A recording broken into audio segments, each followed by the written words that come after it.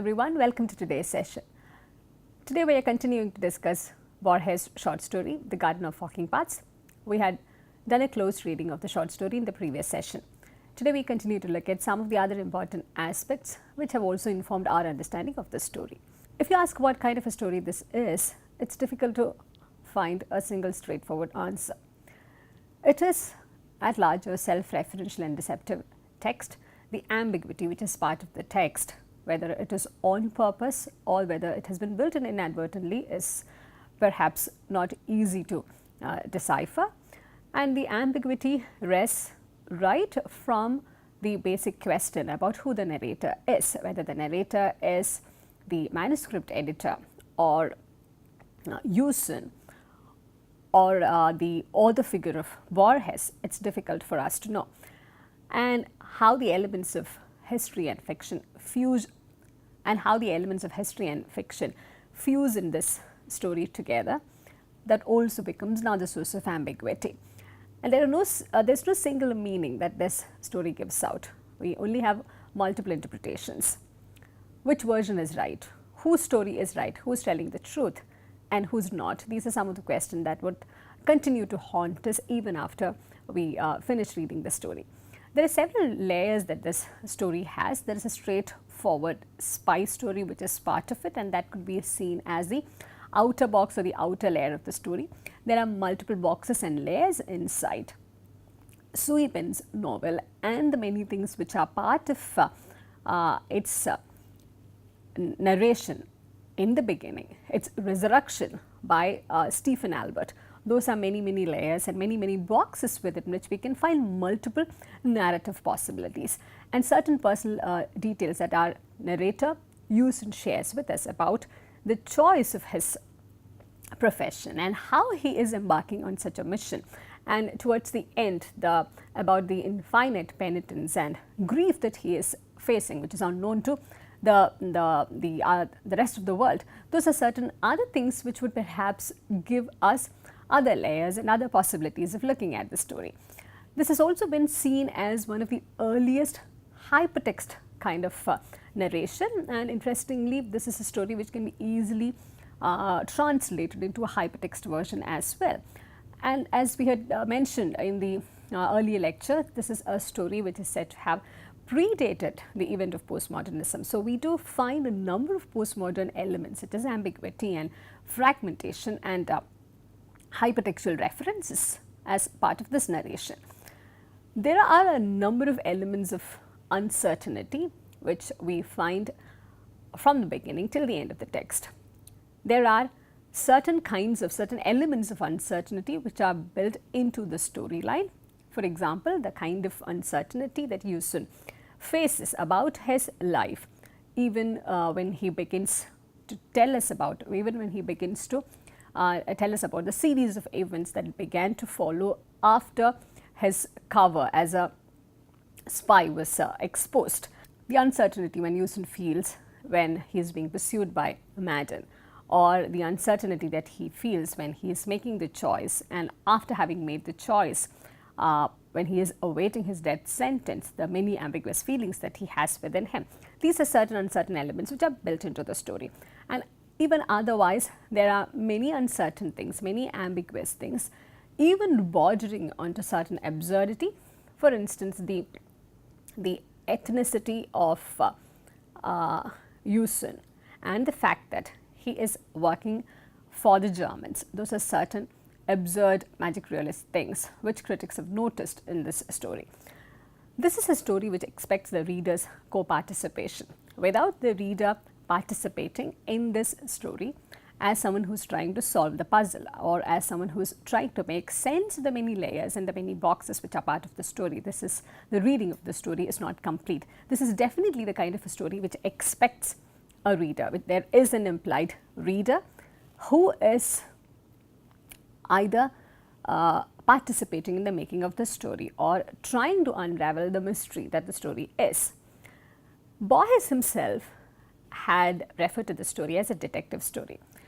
In one of his interviews titled Conversations, the interviewer asks him about this story, The Garden of Walking Paths, and he says, I think it's quite good as a detective story.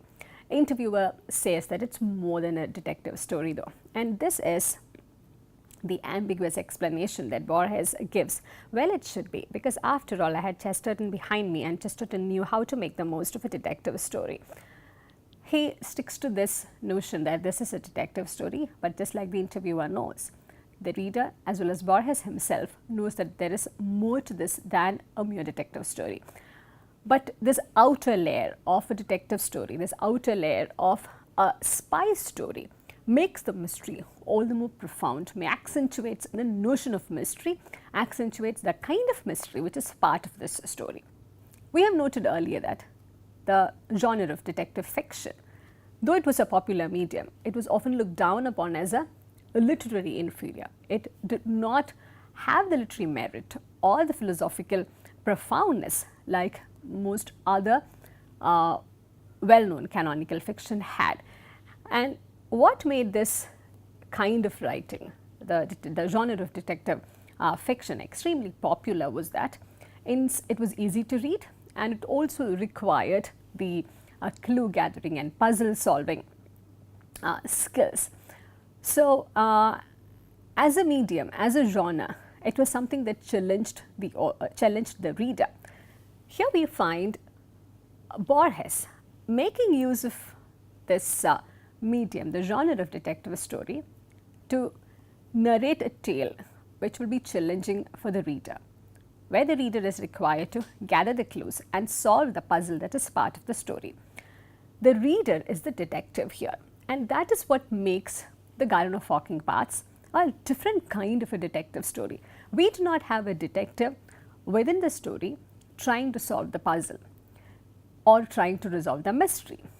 Right at the outset, when we find this yellow man working as a spy for the Germans, and that he is currently being pursued by an Irishman in England, when we are given this setting, the reader automatically assumes the position of a detective, and the reader goes on to solve this puzzle, solve the mystery. And what is the nature of the mystery over here? When we look at the story as a whole, in totality, the way it is presented tells us that there is no mystery over here. It's in the form of a deposition. It's not in the conventional form of a detective story where there is a form of a suspense which is there hanging in the air right at the outset of the narration. Here we are given to understand by the interventions of the manuscript editor or the history writer that this is his story, the solution, the resolution of which we already know of. So, the nature of mystery itself is challenging and ambiguous over here, and towards the end, when a brief spell of suspense is broken, we are able to together make sense of the many things that Yusun had been feeling, or even perhaps question some of the things that Yusun had been trying to share with us. And how would you classify the different details that you find in the story? Is it part of fiction? Is it history? Or is it a manuscript editor? Remember the footnote that we find at the end of the story, where there is a kind of a corrective information given about the death of Victor Runeberg. Is this tale, the form of narration, is it something else other than fiction, history, or manuscript? Is it like a researched paper? Again, there is no single answer to it. This story, The Garden of Walking Paths, it is at some level all of these rolled together into one, and at another level none of these. When the story is being positioned as a detective story, when multiple elements of suspense and mystery are introduced into it, we are also given to understand this is not just about time and the mystery that is part of the narrative. It is also about the making of fiction.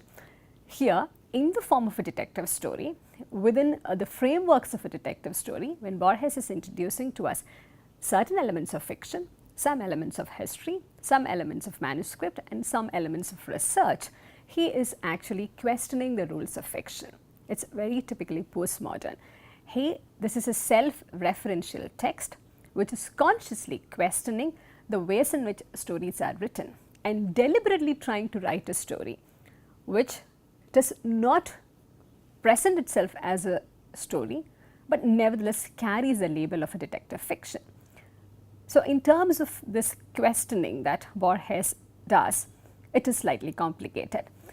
And there are critics who have even wondered whether this can be seen more like a philosophical treatise masquerading as a detective story, because we do find a lot of discussions about future, about time, about choices, about certain relationships within which men and women are required to make difficult decisions, and the impossibility of making two different decisions at the same time, and the fictional possibility of occupying or inhabiting different physical spaces and different time slots at the same time. So, it is many things rolled into one, but for convenience sake, for simplifying the nature of the story, perhaps it is also called as a detective story by Borges himself. Let us now quickly recall the plot line and the major things that we discussed when we read the story closely in the previous session.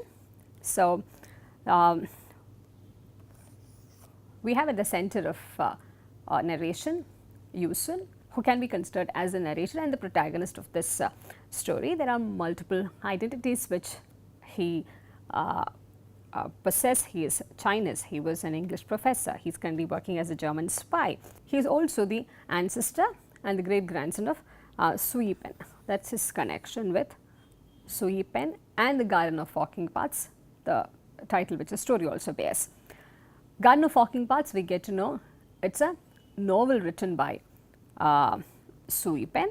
So, through Yusun we are introduced to Sui Pen and also the Garden of Walking Paths, which is the name of the novel, and we are also introduced to a letter which Albert has, which Dr. Albert has, but it is written by Sui Pen, and there is an idea of this garden itself which Albert recreates, which originally was the brainchild of Sui Pen. And there is Albert. Albert sort of functions as a mediator between Yusun and Sui Pen, and he serves multiple roles here. One, he is the person who introduces Sui Pen's ambiguous scheme of things, scheme of this novel and the garden to Yusun. He is the one who demystifies what this garden signifies, and at the same time he is chosen not for any profound reasons, but for the simple reason that his name is Albert. And this is how the story oscillates between very profound philosophical things and certain simple things which just act as happy accidents or as certain conveniences. And when we talk about Albert, he also has these different slots that he occupies. It is a name of a town because of which he gets chosen, because Yusun had to convey the name of a town by murdering this man. The name Albert makes its appearance first in the story through a name found on a telephone book. He is also a sinologist. And we have another character, Richard Madden, who is Irish. He is an English spy. He is currently pursuing Yusun. And in this complicated scheme of things, we are introduced to certain other notions of the concept of time, the idea of labyrinths, and this framework of this being a spy story. And to make things more complicated and complex, we also have these rivalries between German spy and English spy, and also about the idea of betrayal, the idea of choice, the idea of loyalties to particular nations, and how nations become more significant than individuals and humans. These are many possible and complicated things which this story introduces to us. We have already taken a detailed look at the story. I do hope that these references make a lot of sense for you. Coming back to the title of this work, Garden of Walking Paths. It's a title of the short story. It is the title of this novel that Sweden wrote and Albert recreated. There is also this real garden which Sweden aspired to create. This reference to this imaginary book written by Sweden, that's a narrative trope that we find Borges using in many of his literary exercises. And he has spoken at length about this idea of imaginary books that he uses. In Borges' own words, the composition of vast books is a laborious and impoverishing extravagance. To go on for 500 pages, developing an idea whose perfect oral exposition is possible in a few minutes.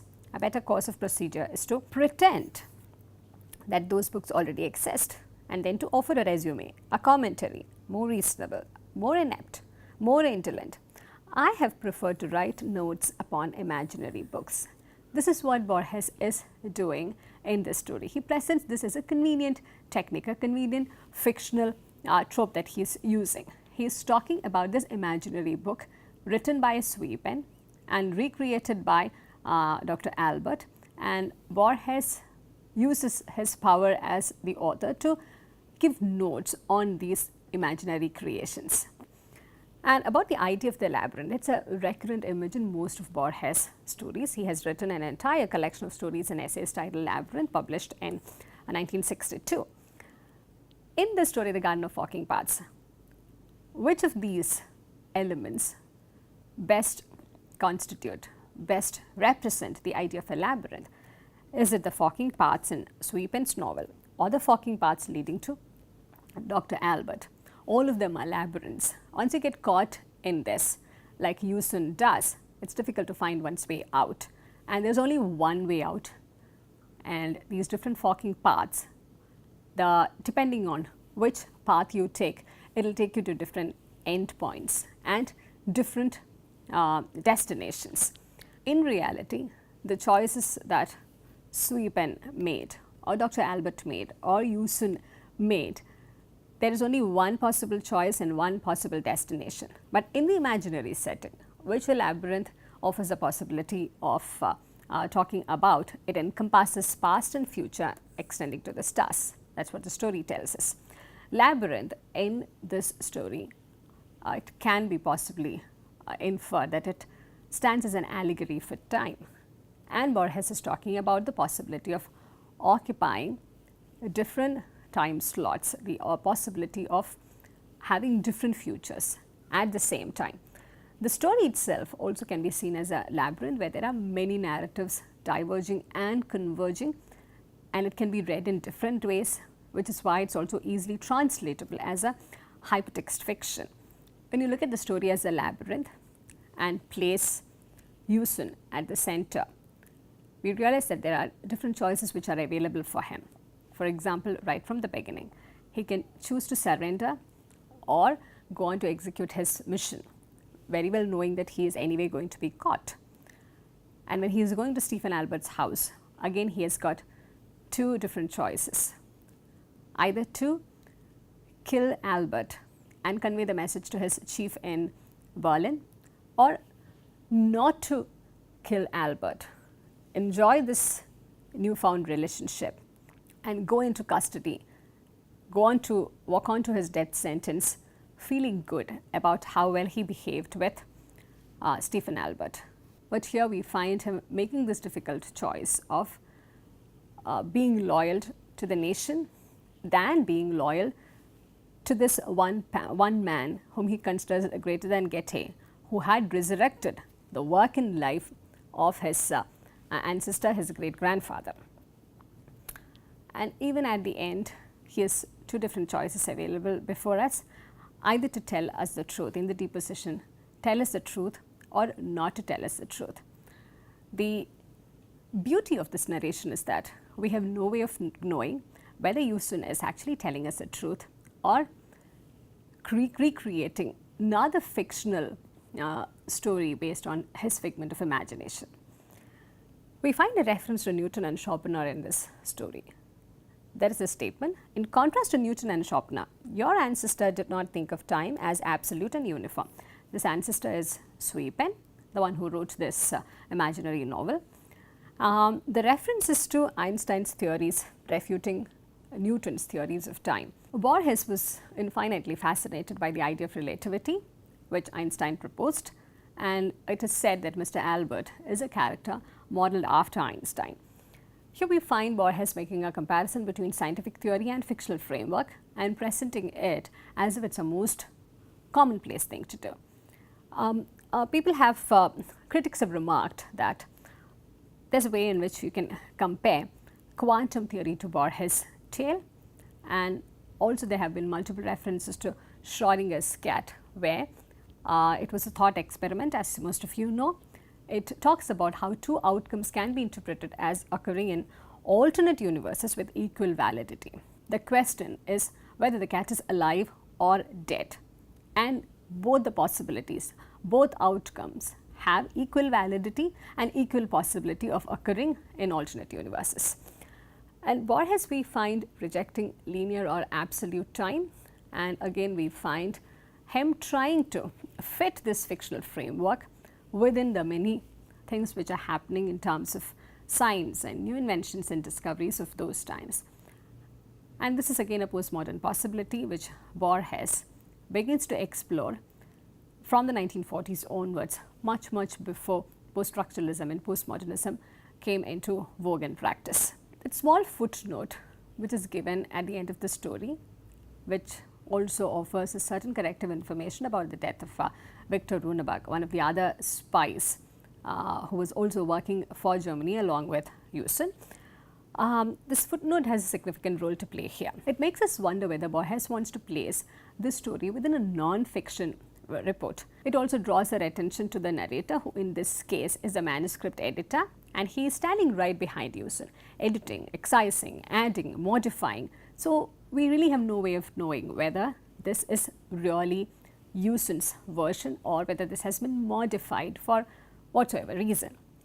And we also find Borges himself emerging here as a writer, and he is standing right behind the narrator or the manuscript editor, and he is the one who is manipulating and formulating the plot, introducing characters, making them make certain decisions or not letting them to do certain things. He is the one who is influencing the setting. So there is a narration inside the narration, and the footnote can be seen as an inner narration.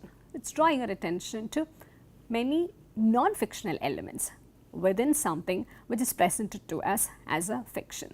So ultimately, this act of introducing the footnote, the manuscript editor, and these historical references and corrective information, all of this amounts to confusing the fiction of the story, which is what Borges perhaps tries to do.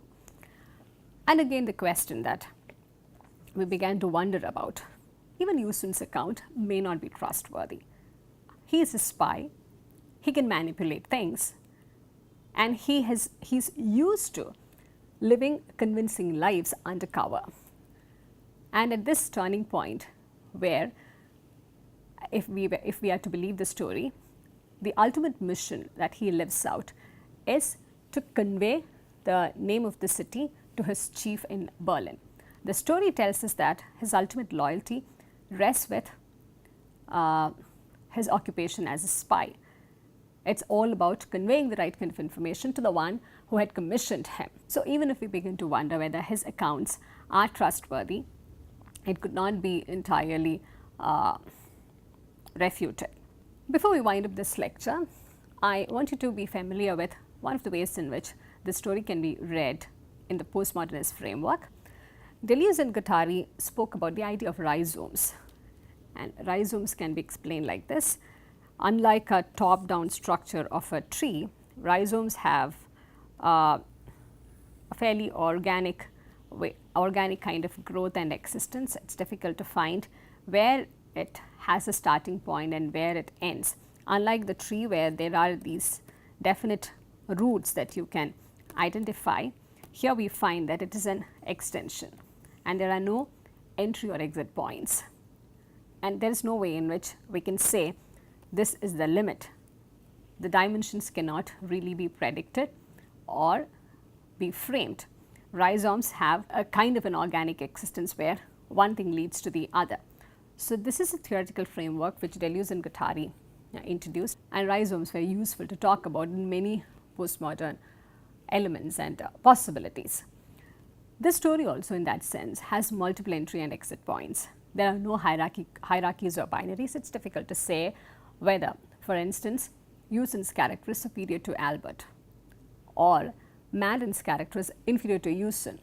And again, with this intervention of the manuscript editor, we even begin to suspect whether Usen is telling us the right thing about Victor Runeberg, whether we are being forced to look at Madden from a different light because the story is being told to us through the eyes of Usen.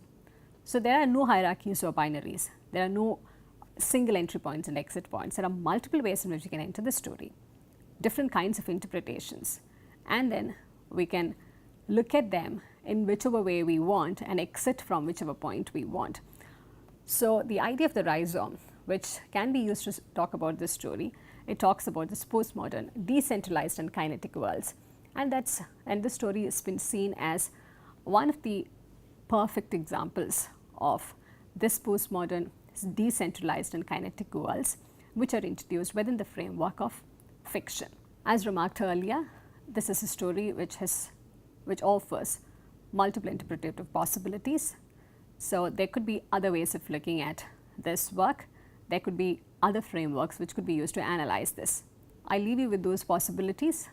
I thank you for listening and look forward to seeing you in the next session.